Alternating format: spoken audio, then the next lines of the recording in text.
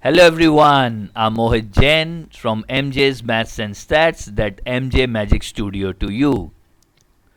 A man started a piece of work on the first day. The second day, one more person joined him. The next day, one more person joined. Every day, one new person joined until the work got completed. If the work was completed in 15 days, stop. So let us assume that a man, and it is also given that they work regularly and efficiency of all men is same. Let us take one man work per day is 1 unit. So on the first day they produce 1 unit. On the second day they make 2 units because one more workman joins them. On the third day they produce 3 units, and on till 15 days. So on the 15th day they must have produced 15 units. So total work done by them in these 15 days is 15 into 16 by 2, that is 120 units of work done by them. If the work was completed in 15 days, how many days would 10 men take to complete the same work? Okay, so 10 men would be producing 10 units per day. So to produce 120 units, these group of 10 men who are producing 10 units per day would require 12 days. Option D. A and B, working 8 hours a day, can do a piece of work in 20 days and 30 days respectively. That means A is working for 8 into 20, that is 160 hours, and B working for 8 into 30, that is 240 hours, and complete the work individually. On weekends they work only for 1 hour, and on weekdays they work for 4 hours each. If they start working together on Sunday, then on which day will they finish the task? Assume that weekend includes Saturdays and Sunday. Let us find the common multiple of 160 and 240, that is 480 units is the work they need to complete. 480 units are completed in 160 hours, so A is producing 3 units per hour, and 480 units are completed by B in 240 hours. That means B is producing 2 units per hour. Now let us see a week schedule. Sunday, they have started the work on Sunday. Monday, Tuesday, Wednesday, Thursday, Friday, and Saturday. On Sunday, what is happening? Both are working for 1 hour each. That means on Sunday, when they both are working, they are producing 5 units, 3 plus 2. On Monday, they are working for 4 hours each. That means on Monday they are producing 5 into 4, that is 20 units. Same on Tuesday, Wednesday, Thursday, Friday, and on Saturday again they are producing 5 units. So total 100 and 110. 110 units are produced in a week. And what is the task? Task is to produce 480 units. That means 480 by 110 will give me 4 complete weeks. That would be 440 units done. By the end of 4 weeks, 440 units are manufactured. Now again we are on Sunday, Monday, Tuesday, Wednesday, and on. After 440th unit is completed, on Sunday they have produced 5 more. That means 445 units completed. On Monday, they produced 20 more, 465 units completed. On Tuesday, they can produce 20 units, but task left is only 480 minus 465, that is 15 units. That is quite obvious that on Tuesday, they would be producing the last unit. A number, when divided by a divisor, leaves a remainder 24. Then what would be the number like? Number would be Q1D plus 24, where Q1 is the quotient D is the divisor and 24 is the remainder. When twice the original number is divided by the same divisor, the remainder is 21. That means 2n can be written as Q2D plus 11. 11 is the remainder. What is the value of divisor? We are looking out for the value of D. Now, n is Q1D plus 24. Okay, so can I write this as 2n is 2Q1D plus 48? And when this is divided by D, we can see that this portion is fully divisible by D. Now we are left with only 48 by D. 48 by D will leave remainder 11. First instance is just find the difference between 48 and 11. That is 37, and look out for the options. Yes, 37 is there. That means divisor is 37. The distance between two cities A and B is 1850 kilometer.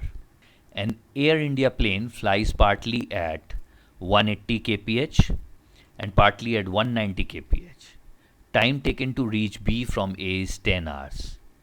In 10 hours, flying partly at 180 kph and partly at 190 kph. Okay. And it took only 10 hours. Then can us find out the distance between this. Let us start with 10 hours. If the entire 10 hours flight is at the rate of 180 kph, then the total kilometer travel would be 1800. And if the entire 10 hours the plane is flying at the rate of 190 kph, then the total distance traveled would be 1900. But the distance traveled is 1850 kilometers. If we use alligation butterfly rule 6 diagram, we'll get 50 here, 50 here, 1:1. That means they have flied at the rate of 100 kph for, let's divide 10 hours in the ratio of 1:1. That would be 5 hours, 5 hours each. So the flight is for 5 hours in this case and 5 hours in this case. 5 into 180 will give me 900 kilometers, and 5 into 190 will give me 950 kilometers. So that gives us 1850. So for 5 hours the plane have flied for 900 kilometer at the rate of 180 kph, and for another 5 hours plane flies for 950 kilometers at the rate of 190 kph. Now, it gives a better mileage of 3 km per hour at 180 kph than at 190 kph. What volume of fuel does the plane consume when flying the distance of 190 kph if it consumes 48 liters while flying at the rate of 180 kph? Now, we need to see that 48 liters are consumed for 900 kilometers. Then what is the fuel rate? 1 liter plane have flight for 900 by 48 kilometers. That is the fuel consumption at the speed of 180. Now it's given that at the speed of 190, fuel consumption will go down by 3 kilometers. That means when it is flying at the rate of 190 kph, fuel consumption rate is 900 by 48 minus 3 kilometers in 1 liter. Now, at the rate of 190 kph, it flies for 950 kilometers. So, for 950 kilometers, fuel consumption would be, that would give me 60.32 liters. 60.32 liters are consumed for flying 950 kilometers at the rate of 190 kph. Option B. The average of first 5 multiples of 7, which are natural number. We know if these are the first 5 multiples, 1, 2, 3, 4, 5, then average is nothing but the median. So average would be 7 into 1, 2, 3, that is 21. Or you may also write the numbers. 7, 14, 21, 28, 35. Average would be A plus L by 2, that is 42 by 2, that is 21. P and Q are two different mouth fresheners prepared by mixing supari and saunf in the ratio of 9:4 and 9:17 respectively. If equal quantities of P and Q are mixed equal quantity to form a third one, R, find the ratio of saunf and supari. Okay, so here the ratio of supari and saunf is given. So this is SU and this is SA. But in the question they have asked saunf and supari. That is, we need to find the answer of SA and SU. These two are mixed in same volume. 9 plus 17 is 26 and 9 plus 4 is 13. So let us take that 26 units of type B and again 26 units of type A is taken. If 26 units of type B is taken, we have taken 9 units of SU and 17 units of SA. So SA and SU. Now if 26 units of type P is taken, then SU would be 9 by 13 into 26, that is 18 units, and obviously SA would be 4 by 13 into 26, that is 8 units. So SA is 8 units, SU is 18 units. 17 plus 8 is 25 and 18 plus 9 is 27. So the ratio of saunf and supari in the final mixture would be 25 is to 27. 3 dice are rolled together. So total number of cases would be 6 cube, that is 216. What is the probability of getting the same number on the 3? Same number on the 3, we have got 6 cases, isn't it? 111, 222, 333, 444, 555 or 666. So favorable cases are 6 in numbers. So required probability, as we know, is favorable cases by total cases. That is 1 by 36. Option B. An entire video, a collection of 100 questions on probability in one video is there on the channel. Please watch it and solve these questions. The chances of winning of two horses are 1 by 3 and 1 by 6. Probability that A will win is 1 by 3 and B wins is 1 by 6. What is the probability that at least one will win if the horses are running in different races? Independent event and at least one. At least one means 1 minus no one wins. So it would be 1 minus probability of A complement into probability of B complement, as both the event A and B are independent to each other. A complement is 1 minus 1 by 3, that is 2 by 3, that is PA complement, and PB complement would be 1 minus 1 by 6, that is 5 by 6. So PA complement is 2 by 3 into PB complement is 5 by 6, where none of them wins.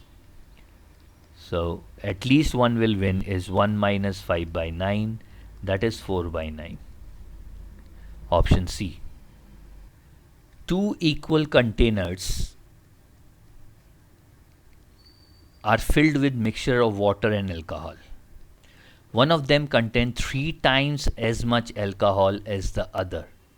Suppose this first container contains 1 unit of alcohol, then the second container will contain 3 units of alcohol. The mixture in the two containers are then mixed, and it is found that the ratio of water to alcohol is 3:2. Find the ratio of water to alcohol in each of the original containers. So let The volume of these two containers is x liter. Then if alcohol is 1, water should be x minus 1. And if here alcohol is 3, then water should be x minus 3. Now, total water is x minus 1 plus x minus 3, that is 2x minus 4. And total alcohol is 1 plus 3, that is 4. This is 3 by 2. So we'll get 2x minus 4 is 6, 2x is 10, x is 5 liters. So in the first one, water is to alcohol is 4 is to 1, and the second one, water is to alcohol is 5 minus 3 is 2, 2 is to 3. So we can see that that fits in option C. The HCF of two numbers is 23. That means the two numbers are 23x and 23y. Okay, and the LCM of these two numbers would be 23 into x into y. And the other two factors of the LCM are 13 and 14. That means LCM is 23 into 13 into 14. The larger of the two numbers, obviously the larger of the two numbers is 23 into 14. 4 into 3 is 2, that is 322. Option C. Thank you everyone for participating. This is Mohit Jain from MJ's Maths and Stats. That's MJ Magic Studio to you. Please subscribe to the channel and do watch these videos. They are going to help you out a lot. I'll see you soon. Thank you.